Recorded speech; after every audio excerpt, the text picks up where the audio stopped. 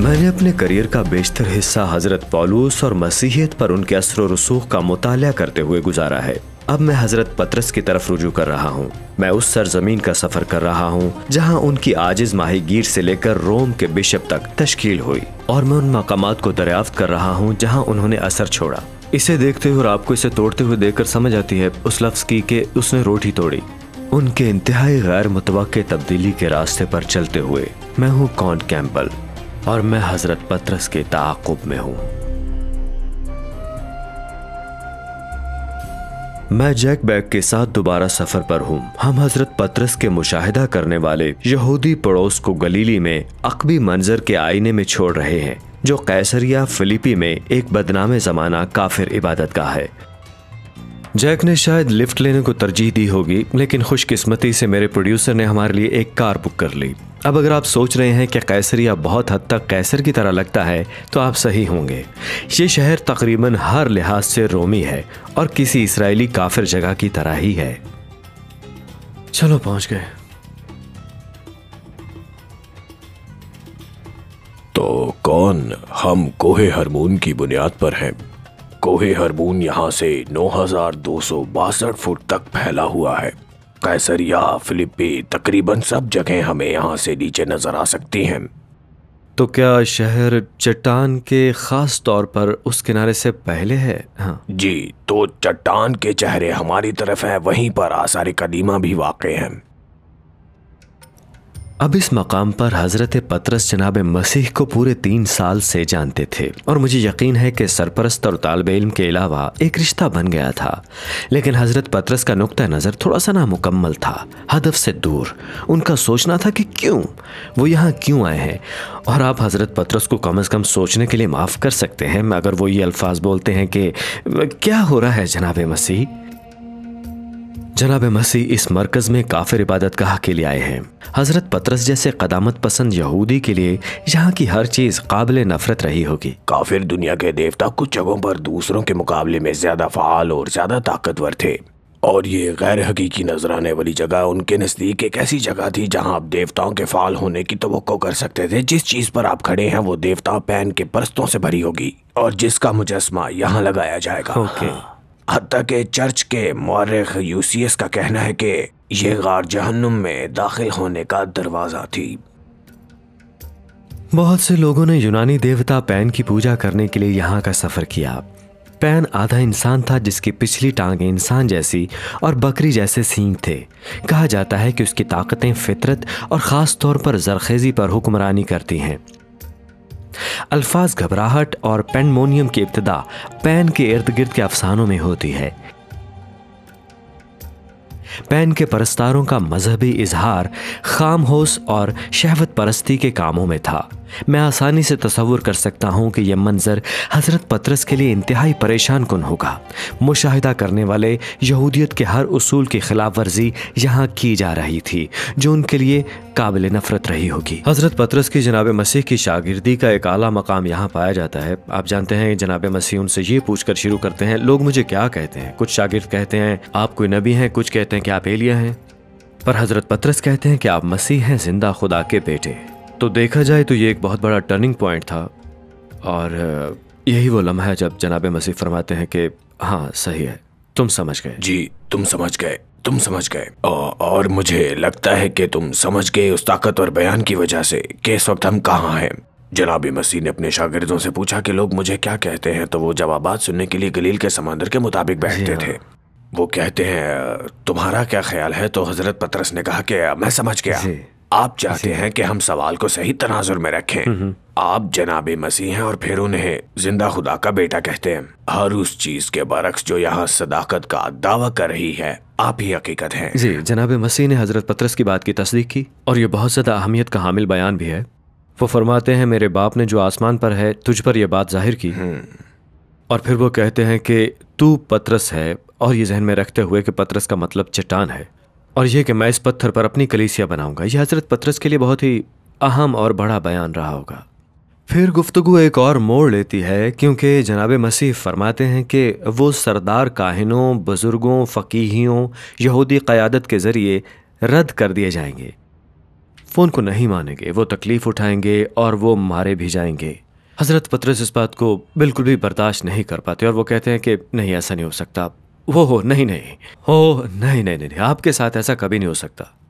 और यही वो मौका है जब बिल्कुल उस बात के बाद जब उन्होंने फरमाया कि तुम चट्टान हो और मैं इस पर अपनी कलीसिया बनाऊंगा, उन्होंने फरमाया कि है शैतान मेरे सामने से दूर हो, तो इस बात को दुरुस्त तौर पर समझ नहीं पा रहा। आप महसूस करते हैं उस तालिब इल्म पर एतमाद बढ़ता जाता है जो उन्हें समझता है, और फिर वो बात उन्हें क्लास के सामने से बिल्कुल पीछे ले जाती है और जी हाँ। इस बारे में मशवरा देने पर सजा दी जाती है कि करना क्या है। जी हमें सिखा था कि उन्होंने जुज़वी तौर पर इसे समझा, मतलब उन्हें और मनाजिल तय करना थी। जी बिल्कुल।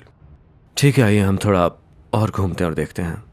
हजरत पतरस परेशान हो गए होंगे। जनाब मसीह इस बात की तस्दीक करते हैं कि वो सब के खुदावंद है, बशमुल काफिर इख्तियार और काफिर इबादत के, और ये कि वो उन माहौल से बालातर और अजीम है।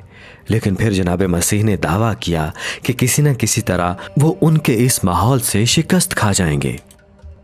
हजरत पतरस इस बात को बिल्कुल भी नहीं समझ पाए होंगे। ठीक है, आपका बहुत शुक्रिया जैक। और जिस तरह जनाब मसीह इस जगह से यरूशलेम की तरफ हो लिए थे, उसी तरह से मैं भी अब वहीं जा रहा हूं।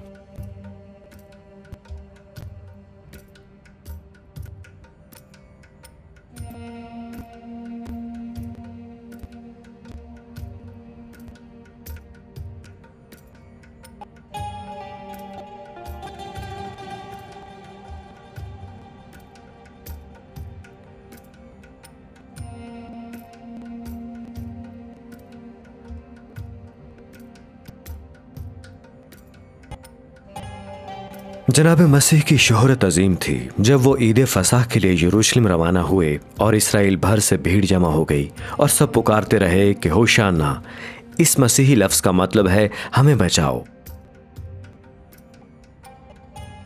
और जब वो शहर में दाखिल हुए तो लोगों ने अपनी चादरें और खजूर की शाखें उन पर निछावर कर दी, यानी कि उनका इस्तकबाल करने के लिए। यही है वो कोहे जैतून, मशहूर ज़माना, जहां से वो उतरे थे और फिर उस तरफ शहर में दाखिल हो गए थे।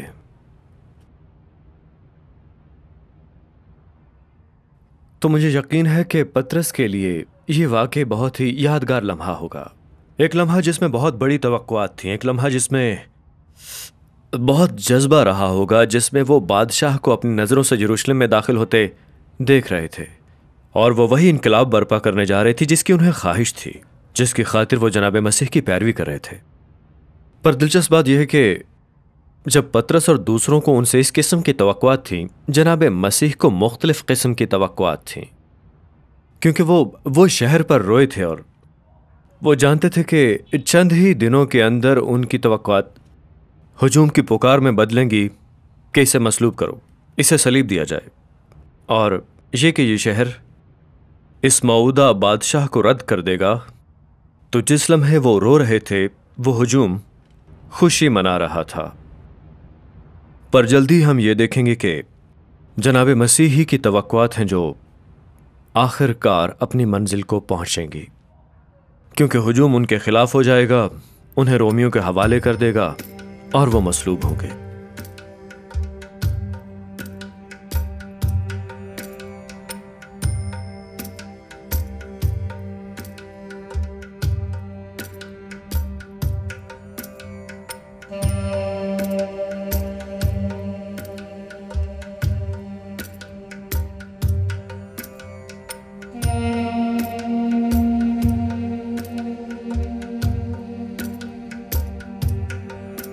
अवनर, रेचल और उनका बेटा डेविड ईद फसाह के मौके पर मेरे बेहतरीन मेज़बान थे और खाने और मेहमान नवाजी से ज़्यादा पेश करने पर पुरजोश थे। उन्होंने इस फसाह की अलामत और अहमियत के बारे में मुफीद मालूमात फराहम की। ये आखिरी इशाइया जो जनाब मसीह, हज़रत पतरस और बाकी शागिर्दों के साथ खाएंगे। ये क्रैमरी सॉस की तरह लगता है। जी तकरीबन वैसा ही। इसके बीट हरे डिश के साथ कटे हुए हैं और ये बहुत ताकतवर होते हैं। ये आपकी आंखों में आंसू ले आते हैं। ओके, अच्छे तरीके से नहीं, पूरा ख्याल उन आंसू को याद करना है जब हम गुलाम थे, लिहाजा ये एक तारीखी तरीका है। ये याद रखने के लिए कि हमने क्या कुछ झेला। तो इससे आपकी आंखों में आंसू आए? हाँ हाँ बिल्कुल। ओके। फसा के खाने पर पाँव धोना कितना आम है, इसकी क्या अहमियत है? आप गंदे पैरों के साथ अंदर आ गए हैं और इसलिए ये जरूरी होगा कि एक अच्छे खाने से कब्ल पैर धोए जाएं, इसलिए कि हर चीज से बदबू ना आए और इसलिए कि घर के मुलाजिम आएंगे और वो उनके पाँव साफ करेंगे जो लोग सैंडल पहनकर घूम रहे होंगे। ये मजे का खेल। जी हाँ, ये बात मजे का खेज है कि आप जानते हैं कि जनाबी मसीह ही थे जिन्होंने अपने सहाबियों के या अपने शागिर्दों के पैर धोए थे। अगर आप रहनुमा बनना चाहते हैं तो आपको खादिम भी बनना होगा। और मेरे ख्याल में ये वो बात है जो हजरत पतरस को समझ ना आई। उन्हें अच्छा नहीं लग रहा था कि जनाब मसीह उनके पैर धोए। मेरे ख्याल में ये क्लासिक पतरस का अंदाज था हमेशा। रहने दें, आप मेरे पैर हरगिज़ ना धोइए। मुझे याद है जब मैं सेमिनरी में पढ़ रहा था और हम हजरत मरकज़ की अंजील में वो आयत देख रहे थे जहाँ लिखा है, क्योंकि इब्ने आदम इसलिए नहीं आया कि खिदमत ले बल्कि इसलिए आया है कि खिदमत करे और अपनी जान का भी फिदिया दे। ये पैगाम अब भी बुनियाद परस्त है और ईद फसा के पैगामात में से एक ये है कि जो कोई भी इसराइल के मसीहा की पैरवी करने जा रहा है उसे अपनी ज़िंदगी में भी शामिल करना होगा और सिखाना होगा कि खिदमत करें। जी हाँ।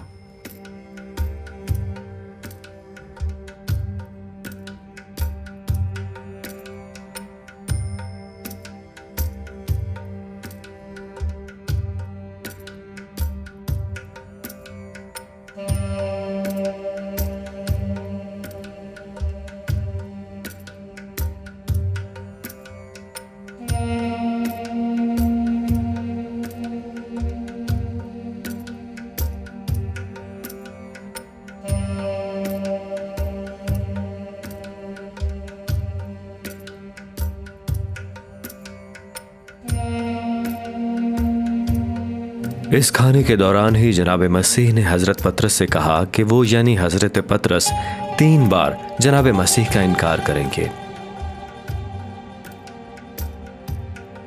हजरत पतरस ने तानाजनी की और दिलेरी से दावा किया कि वो जेल जाएंगे और जनाब मसीह के लिए जान भी देंगे।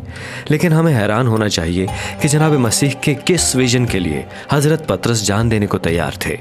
वो जनाब मसीह जिसके बारे में उन्होंने सोचा था कि वो उन्हें जानते हैं, या कुर्बानी देने वाला निजात दहिंदा जिसने दुख झेला और यहाँ तक कि मर गया और 3 दिन कफन में गुजारे।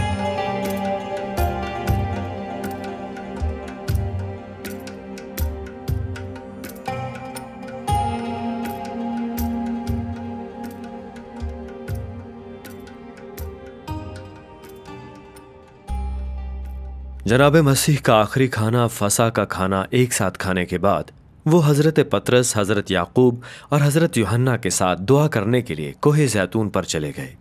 और जनाब मसीह ने हज़रत पतरस, हज़रत याकूब और हज़रत यूहन्ना से फरमाया कि वो जागते रहें जब तक वो दुआ करने जाते हैं। जनाब मसीह ने उनसे फरमाया, जागो और दुआ करो ताकि आजमाइश में ना पड़ो। चुनाचे जनाब मसीह तन्हाई में दुआ करने के लिए अकेले चले गए, बिल्कुल अकेले। और जब वो अपने दोस्तों के पास वापस आए तो उन्हें सोते हुए पाया। उसके थोड़ी देर बाद ही रोमी फौजियों का एक दस्ता आया जो कि जनाब मसीह को गिरफ्तार करने के लिए आया था।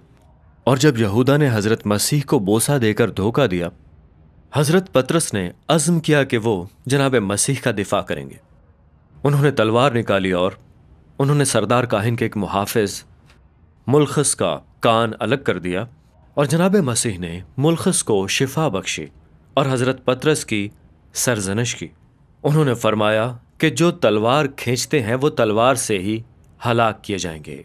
लेकिन हज़रत पतरस नहीं समझ पाए कि आखिरकार जनाब मसीह क्या करने जा रहे हैं और ये कि आखिर क्या करने आए हैं। उन्होंने सोचा मुमकिन है यही वो लम्हा हो जिसमें वो अपनी ताकत का इजहार करेंगे, जहां वो उन रोमी सिपाहियों को मात और शिकस्त देंगे और अपनी बादशाही, खुदा की बादशाही, वो बादशाही कायम करेंगे जिसका हज़रत पतरस को इंतज़ार था। और इसीलिए वो तलवार निकालते भी हैं। वो अब भी यकीन रखते हैं कि बादशाही ताकत से आनी चाहिए, उसे ताकत से आना चाहिए, उसे तलवार से आना चाहिए। और वो ये नहीं समझते कि जनाब मसीह एक रूहानी बादशाही कायम करने के लिए आए हैं। एक रूहानी बादशाही जो कि जनाब मसीह के तलवार खींचने से कायम नहीं होगी, बल्कि ये जनाब मसीह के अपने दुश्मनों के हाथों मौत को कबूल करने से आएगी। और हज़रत पतरस को यही बात अभी तक समझ में नहीं आ रही। वो ये बात नहीं समझ पा रहे कि अजमत और जलाल का रास्ता मसाइब में से है, तो जनाब मसीह को सिपाहियों के जरिए ले जाया जाता है, जबकि हजरत पतरस, याकूब और यूहन्ना अलग हो जाते हैं।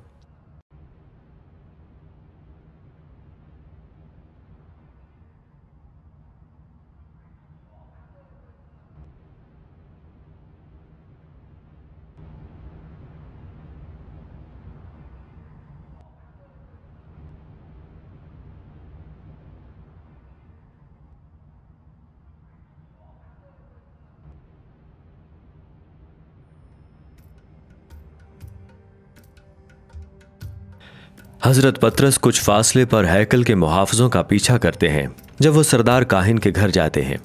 जब वो वहां पहुंच गए, वो नौकरों के साथ बाहर बरामदे में ठहरे और आग सेकते रहे। हजरत पतरस ने जनाब मसीह के मसीहाई किरदार से जो भी तवक्को की होगी, वो भाइयों की तरह करीब हो चुके थे और अब जनाब मसीह खतरे में थे।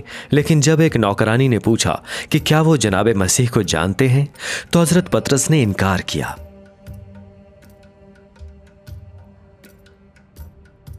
अब यहां उनके हजरत मसीह को जानने से इनकार की क्या वजह होगी? इसकी वजह यह है, शायद वो अब भी जनाब मसीह की गिरफ्तारी के दौरान अपनी तलवार निकालने वाले वाक़े में खोए हुए थे। शायद उन्होंने सोचा था कि अब भी जनाब मसीह एक मोजज़ा दिखाएंगे और अपने दुश्मनों को सजा देंगे। हम हजरत पतरस के मकासद को नहीं जानते। जब बरामदे में मौजूद एक और शख्स ने हजरत पतरस को जनाब मसीह के शागिर्दों में से एक के तौर पर पहचान लिया, तो उन्होंने दोबारा उससे इनकार कर दिया, लेकिन इस बार ज्यादा उजलत के साथ। वो जरूर आग के इर्द गिर्द बातों में मसरूफ होंगे, क्योंकि थोड़ी देर बाद बरामदे में मौजूद लोगों के एक गिरोह ने भी उन पर जनाब मसीह के पैरोकार होने का इल्जाम लगाया। उन्होंने कहा कि हजरत पतरस का गलीली लहजा उनके पहचाने जाने का बाइस बना। यह हजरत पतरस के लिए बहुत ज्यादा था। उनके रहनुमा को ले जाया गया था, उनके दोस्त को गिरफ्तार कर लिया गया था और ऐसा लगता था कि इसका इख्तिताम अच्छा नहीं होगा। तो जवाब में हजरत मरकज की इंजील के मुताबिक उन्होंने लानत भेजी, उन्होंने कसम खाई और जल्दी से भारी अंदाज में ऐलान किया कि वो नाउज़ बिल्लाह इस लानती आदमी को नहीं जानते। इस लम्हे में हजरत पतरस ने जनाब मसीह को मुकम्मल तौर पर मुस्तरद कर दिया और उनके साथ ताल्लुक रखने से इनकार कर दिया। और फिर सदमे और खामोशी में एक मुर्ग ने 3 बार बांग दी।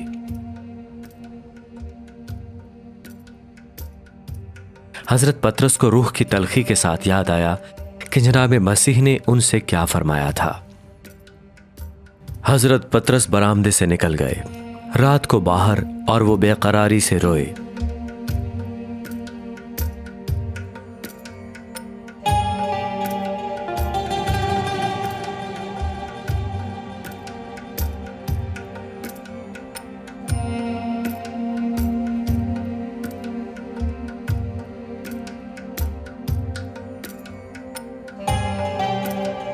हम जानते हैं कि आगे क्या हुआ।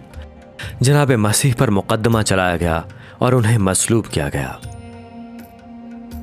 लेकिन हजरत पतरस, जिन्होंने सिर्फ चंद घंटे पहले जनाब मसीह से अपनी बैत का ऐलान किया था, ना तो नजर में थे और ना ही आसपास, जब जनाब मसीह ने अपनी सलीब पर गमगीन होकर ये अल्फाज कहे, ऐ बाप, इनको माफ कर, क्योंकि ये जानते नहीं कि क्या करते हैं।